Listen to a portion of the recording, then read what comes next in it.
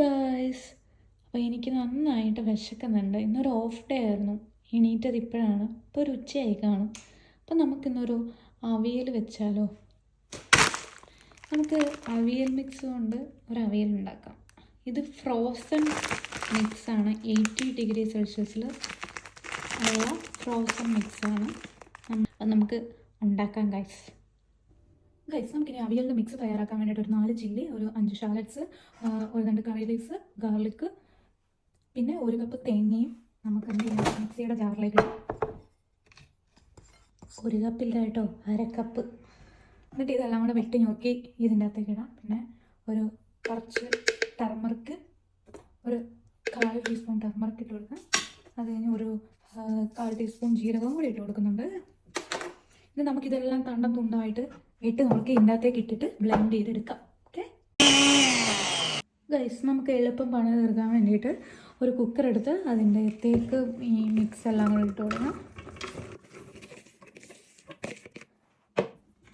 Then നമുക്ക് അതിൻ്റെ മുകളിലേക്ക് ഒരു 1/4 ടീസ്പൂൺ മഞ്ഞൾപ്പൊടി ഇട്ട് കൊടുക്കാം. 1 സ്പൂൺ ഉപ്പും കൂടി ഇട്ട് കൊടുക്കാം. എന്നിട്ട് ഇത് വേവാൻ വേണ്ടിയിട്ട് ഒരു തുള്ളി വെള്ളം കൂടി ഒഴിച്ച് കൊടുക്കാം.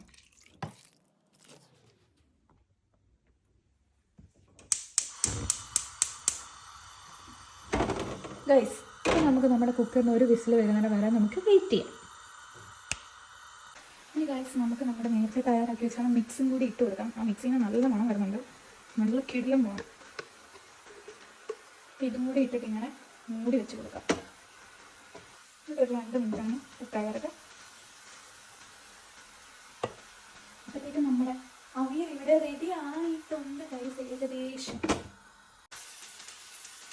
അപ്പോൾ ഗൈസ്, നമ്മുടെ അവിയൽ ഇവിടെ റെഡി ആയിട്ടുണ്ട്.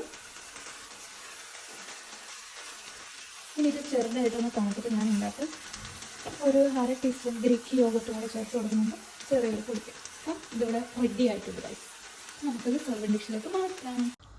അപ്പോൾ ഗൈസ്, നമ്മുടെ അവിയൽ ഇവിടെ റെഡി ആയിരിക്കുകയാണ്. അപ്പം ഞാൻ കുറച്ചൊന്ന്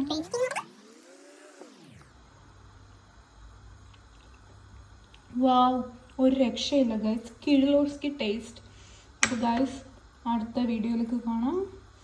ബൈ ബൈ.